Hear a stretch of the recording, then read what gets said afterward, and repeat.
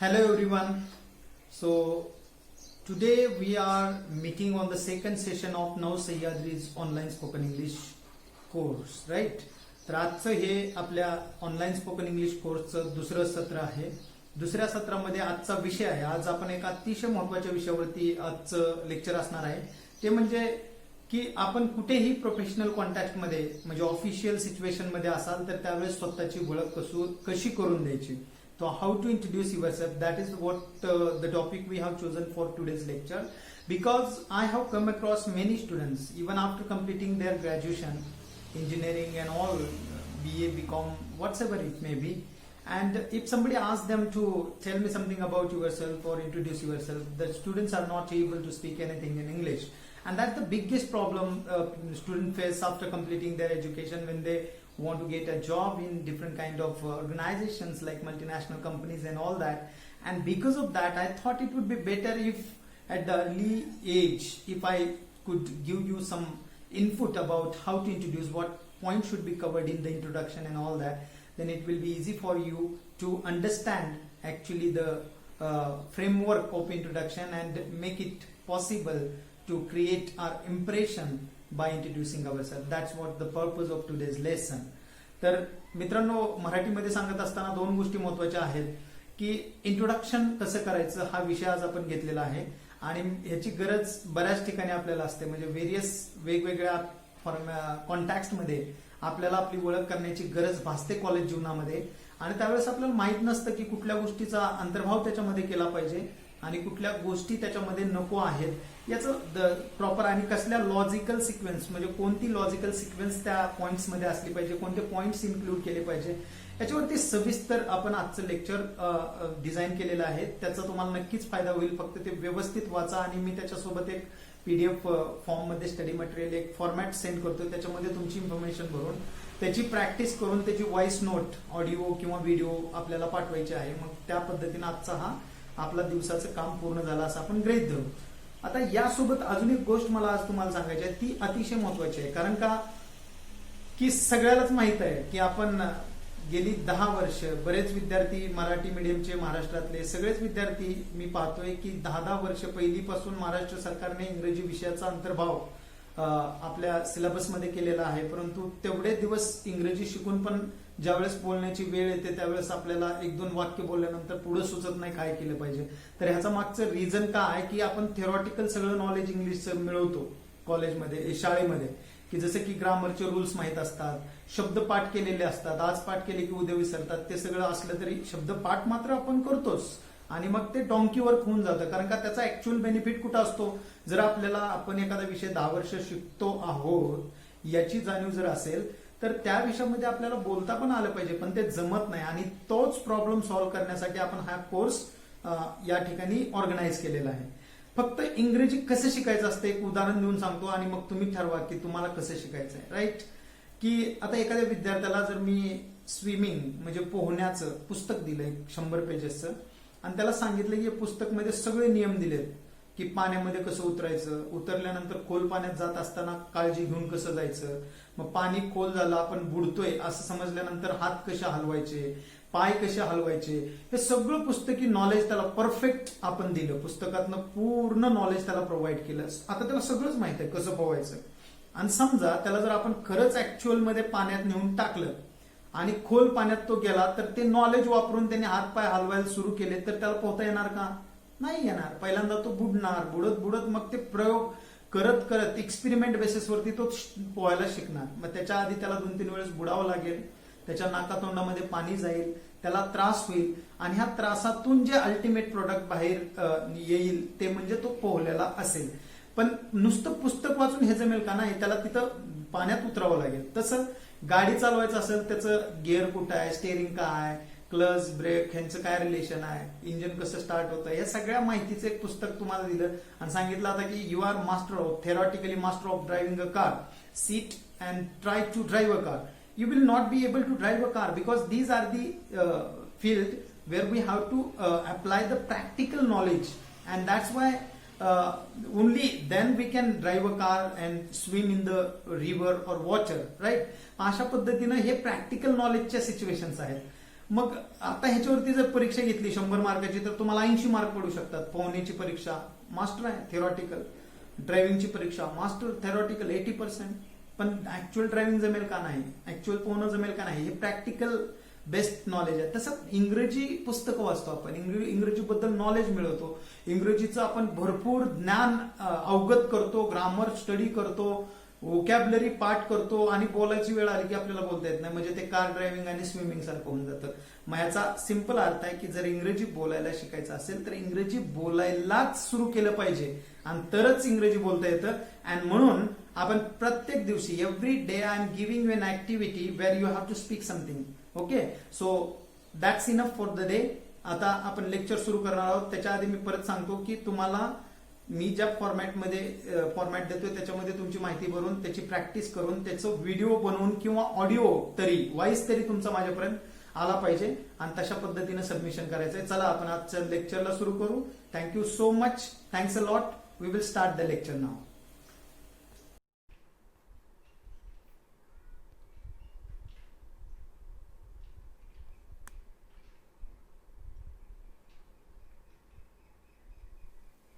Okay, so we are here and we are going to understand how to introduce ourselves in front of the people. आजचा आपला विषय आहे स्वतःचं introduction कसं करायचं. मी तुम्हाला मगाशी सांगितलं की आपण 8 पॉइंट फॉर्म्युलावरती डे 2 म्हणजे आज दुसरा दिवस आहे स्पोकन इंग्लिशचा आणि आज आपण शिकणार आहोत स्वतःचं इंट्रोडक्शन कसं करायचं. So 8 point formula to introduce yourself. First point is name. मग आता हे नेम कसं सांगायचं. बऱ्याच पद्धती आता सध्या मार्केटमध्ये अस्तित्वात आहेत. जसे की काही लोक आपल्याला माहित आहे ते म्हणतात, काही लोक सांगतात की my name is Ram, my name is Ram किंवा आय एम राम किंवा माय सेल्फ राम किंवा दिस इज राम. असे वेगवेगळे वेज आहेत ज्याच्यामध्ये आपण इंट्रोडक्शन स्वतःचं करत असतो. पण आता ह्या सगळ्या वेगवेगळ्या वेमध्ये कोणते राईट कोणते रॉंग आपल्याला माहीत नसतं. आपण कुठल्या तर मोठ्या व्यक्तीला बघतो आणि त्याचं फॉलो करतो. बऱ्याच ठिकाणी एक पॅटर्न दिसतो मला की पोरं असं म्हणतात my self Ram, my self Ankit, my self Agnish, right. So this is wrong because इंग्लिशमध्ये एकही वाक्य माय सेल्फने सुरू होत नाही. तर माय सेल्फ कधीच सांगायचं नाही. इन्स्टेड ऑफ दॅट तुम्ही 2 पद्धतीने इंट्रोड्यूस करू शकता. एक आय एम राम किंवा दुसरं माय नेम इज राम. आणि लईच मॉडर्न खूपच ॲडव्हान्स तुम्हाला दाखवायचं असेल तर this is Ram. That's it. My self is never applicable in any kind of context. So name. Second point age. It is not necessary to talk about your date of birth or age. हे सांगायची गरज नाही until and unless ask, म्हणजे समोरून विचारलं जाते समोरच्याकडनं. तर age हा एक स्किप करा किंवा I am 28 years old, I am 20 years old, I am 16 years old असं तुम्ही एजच्या बाबतीत सांगू शकता. तिसरा पॉइंट आहे प्लेस. नेम आणि एज ज्यावेळेस सांगून होतं आपलं त्यावेळेस आपल्याला प्लेस म्हणजे रेसिडेन्शियल आपला जो काही ॲड्रेस आहे प्लेस त्याच्याबद्दल आपल्याला सांगणं अपेक्षित असतं इंट्रोडक्शनमध्ये. आणि हे सांगण्याच्या 2 पद्धती असतात. म्हणजे बऱ्याच वेळेस काही लोक लोकल ॲड्रेस त्यांचा एक असतो आणि परमनंट दुसरा असतो. काही लोकांचा लोकल आणि परमनंट एकच असतो. ज्यांचा लोकल ॲड्रेस आणि परमनंट ॲड्रेस एकच आहे ते लोक असं सांगू शकतात. 3-1 करून सांगतो. My name is Ram, I am 28 years old, basically I am from Osmanabad, currently I am staying at Wagholi in Pune. माझं लोकल ॲड्रेस पुणे आहे, परमनंट उस्मानाबाद आहे. जर तुम्ही पुण्यातलेच असाल तर तुम्ही असं म्हणू शकता I am born and brought up in Pune city at Wagholi or at Wagholi in Pune. तर अशा पद्धतीनं 2 पद्धतीनं आपण सांगू शकतो. एक आपलं रेसिडेन्शियल जर दुसरं असेल so I am from Osmanabad, currently I am staying at Wagholi in Pune. आणि जर आपण पुण्यातलेच असू तर आपण I am born and brought up in Pune. So that is how we talked about place. Family is very important, right? There are some members in my family, so we must know how to speak about them. आता 1 name, age, place and family हे 4 point एकत्र घेतो. Good morning everyone. I am Ram Ghuge. I am 28 years old. Basically I am from Osmanabad. Currently I am staying at Wagholi in Pune. As far as my family is concerned, there are 4 members in my family. My father is a farmer, my mother is teacher, my elder brother is a teacher and I am also a teacher. कळलं? Family बद्दल माहिती सांगत असताना अशा पद्धतीनं सांगायचं.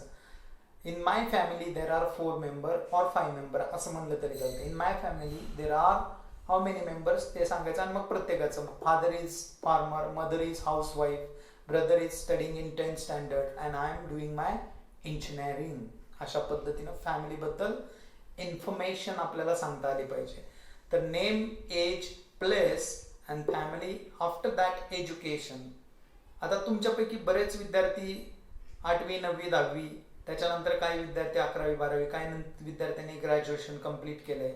तर असं प्रत्येकाने आपलं आपलं एज्युकेशन सांगायचं असतं. ज्या विद्यार्थ्याचं 7वी पर्यंत झाले तर त्यांनी फक्त एवढंच, I have completed my 6th standard and now I am studying in 7th standard. मग त्याच्या आधी एक फ्रेज वापरायची, as far as my education is concern. जसं की माझ्या एज्युकेशनचा जर विचार केला तर मग ते I have completed my 6th and 7th अशा पद्धतीनं. दुसरं ज्यांचं ग्रॅज्युएट वगैरे, आता मी माझं कसं सांगतो बघा. As far as my education is concern, I have completed my graduation and post-graduation from Ferguson College with first class. Apart from that, I have also completed one diploma course in English language and life skills from Symbiosis International University. Currently, I am doing my MPhil Master of Philosophy from Pune University. सांगितलं तिन्ही पण. तुम्ही कसं सांगाल? तुम्ही 10वीचे असाल. एक example देतो. As far as my education is concerned, that I have completed my 9th standard from Saraswati Vidyalaya and currently I am pursuing my 10th standard or studying in 10th standard in the same school. So that is everything about my education झालं. Work option असेल, ज्याचं work, आता म्हणजे काही जॉबचे student असतील तर त्यांना work experience सांगणं खूप गरजेचं असतं. आणि ज्यांना वर्क एक्सपिरियन्स नाही, जे स्टुडंट आहेत त्यांच्यासाठी हा ऑप्शनल आहे. पण तरी मी तुम्हाला सांगतो, आता मी name, age, place, family, education आणि वर्क एवढे सगळे पॉईंट एकत्रित घेतो आणि तुम्हालाही तसं एकत्रित सांगता आलं पाहिजे, एक एक पॉईंटवर बोलता नाही आलं पाहिजे.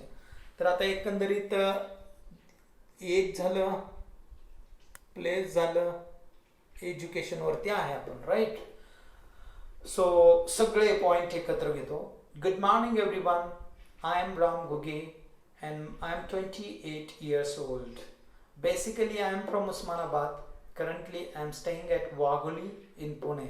As far as my education is concerned, I have completed my graduation and post-graduation from Ferguson College with first class. Apart from that, I have also completed one diploma course in English language and life skills from Symbiosis International University. My work experience, I have total 7 years of work experience. In my work experience, I have worked with different college as assistant professor and I am working as a English language trainer for 7 years. In my service, I have trained more than 5,000 students in spoken English, and now those all students are placed in different multinational companies. So that is everything else about my work experience. Now the 7th point, hobbies. How to talk about hobbies? Hobbies means if you are speaking about your hobbies, talk like you have interest in doing that things and you never feel bored to do that things, right? Hobby can be anything. Writing paper or drawing sketches or playing cricket. Anything. Watching TV can be a hobby. Listening to music can be a hobby.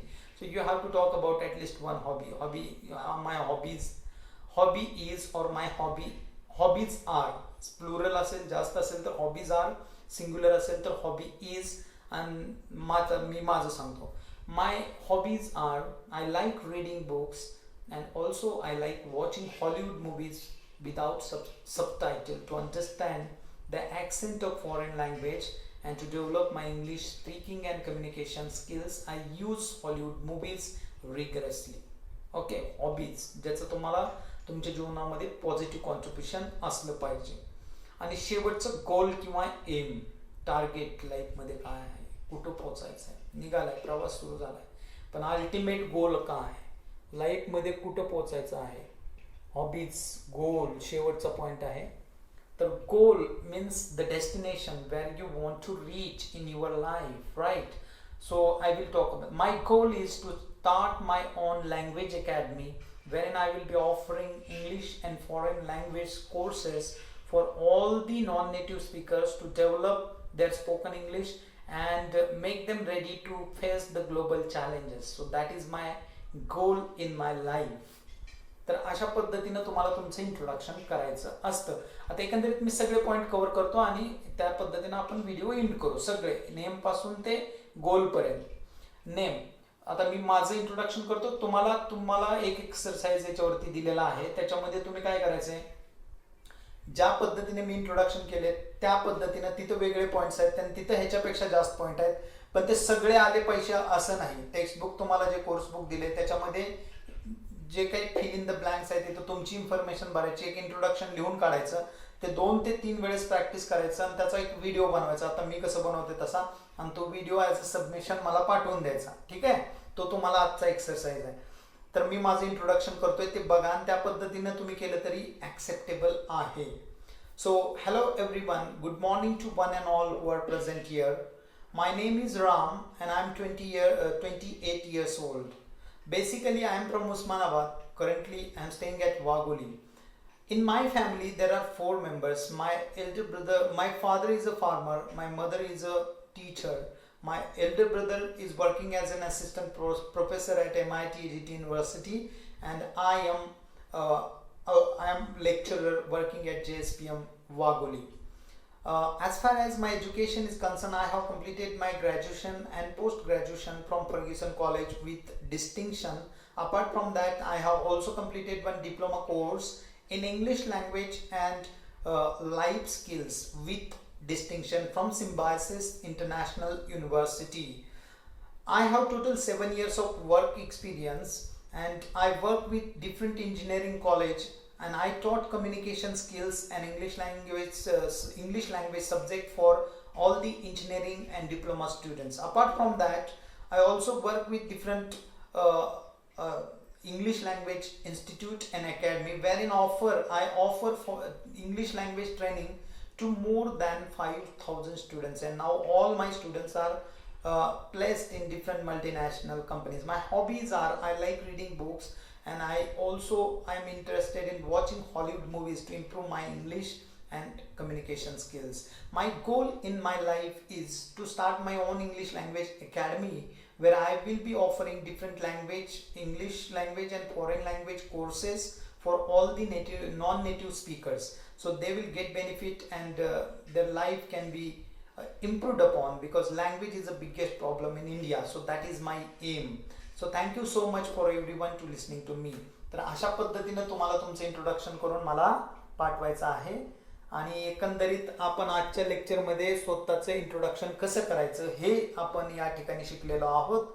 कालच्या लेक्चरमध्ये आपण शिकलं की greet कसं करायचं, आजच्या लेक्चरमध्ये introduction कसं करायचं. तर एव्हरी डे आपण एक असा टॉपिक घेत आहोत की ज्या टॉपिकचा प्रॅक्टिकल रेलेव्हन्स खूप आहे. रोजच्या जीवनामध्ये आपल्याला ह्या गोष्टी वापरायला लागतात. आणि मग कॉलेजमध्ये तुम्ही गेले आणि मग समजा तुम्ही 10वी पास झाले, कॉलेजमध्ये गेले, मग तिथं एकदम स्टँडर्ड कॉलेज असेल, प्रत्येकाला चांगले मार्क पडतात, चांगलं कॉलेज भेटतं, स्किल आपल्याकडे नसतात. मग तिथे 1-2 विद्यार्थी आपण जर बघितले, खूप हाय फाय विद्यार्थी, हे Sumit, WhatsApp, where did you get admission? You got for computer. No, I'm not at all interested in computer engineering because I don't want to do engineering at all. So which branch have you taken admission then? I've taken admission for art, because art is, I'm interested in acting, so definitely I will go in Hollywood or Bollywood as an actor in future. तर अशा पद्धतीचं जे काही different कॉन्टॅक्ट्समध्ये communication चालू असतं, ह्याच्यात आपल्याला मग ते इन्फिरियर वाटायला लागतं, कमीपणा वाटतो. तर मग त्या सिच्युएशन भविष्यात तुम्हाला नको असतील यायच्या, तर आत्तापासून कामाला लागा ना, आपली स्वतःची इंग्रजी इम्प्रूव्ह करा. ठीक आहे, तर आजच्या पुरतं एवढंच.